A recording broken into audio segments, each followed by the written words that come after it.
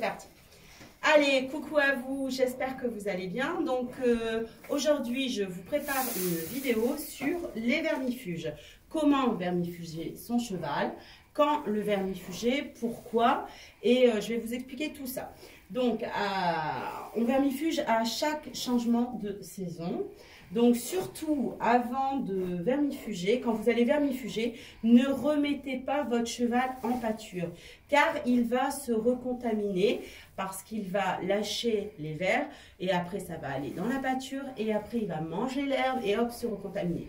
Donc, ça, il le fait déjà naturellement dans la nature. C'est pour ça qu'on intervient avec des vermifuges. Hein. Mais ce qui est préférable, c'est que quand vous l'avez vermifugé, vous le laisserez 48 heures au box pour enlever les crottins et éviter de recontaminer d'autres chevaux.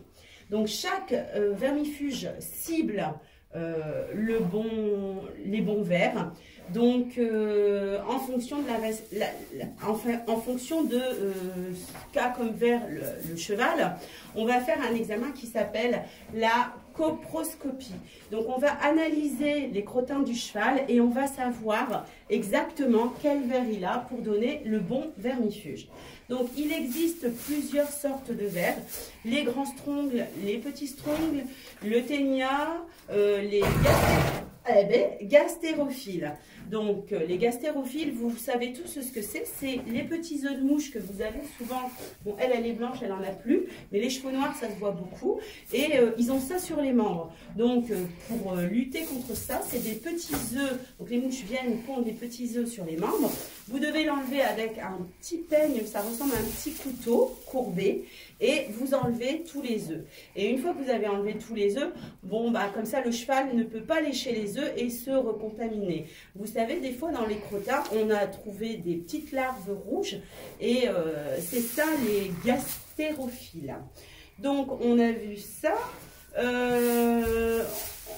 Qu'est-ce que ça peut faire de ne pas vermifuger son cheval? Ça peut entraîner des coliques, ça peut même entraîner la mort, ça peut des diarrhées.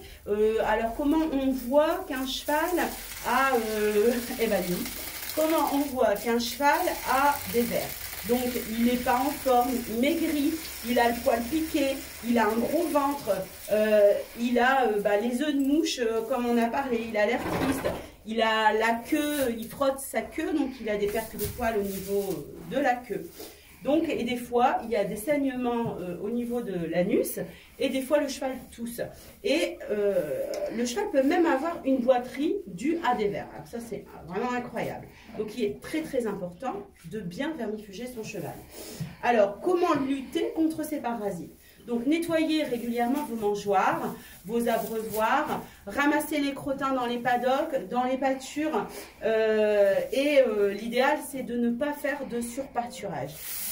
Il faut 1 hectare par cheval et faire tourner les chevaux dans plusieurs pâtures. Donc, on a vu tout ça. Maintenant, je voulais aussi vous parler des vermifuges naturels, tels que l'ail, le thym et toutes ces choses-là. Donc ça, je pense que ça a plus un aspect de prévention. Donc, rien de tel qu'un vrai vermifuge. Donc, il faut vermifuger le cheval avant le poulinage, afin de limiter la contamination du foal, effectivement, dans les 3 derniers mois. Le poulain devra être vermifugé à partir de 8 semaines, tous les 2 mois, donc 4 fois par an, la première année. Bon, Karine, tu vas me laisser tranquille? Et pensez bien à la dose. Donc forcément, un cheval comme Karine fait 600 kg, un plus petit cheval ou un poney 200 kg. Donc vous avez la dose sur le vermifuge. Donc vous avez bien compris que chaque vermifuge est différent par rapport au ver, par rapport à la saison. Donc on vermifuge 4 fois par an par rapport à la saison et par rapport aussi au ver.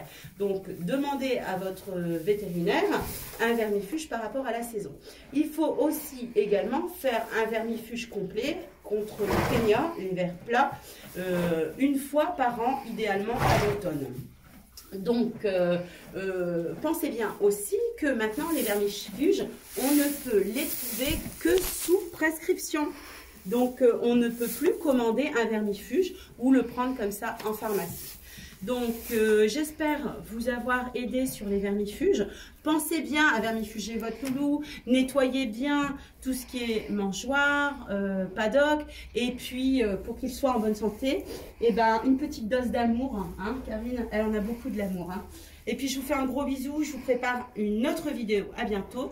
Si vous avez aimé, n'hésitez pas à liker, venir me rejoindre sur mon Facebook pro, Patricia Bacro, monitrice. Bisous, à bientôt.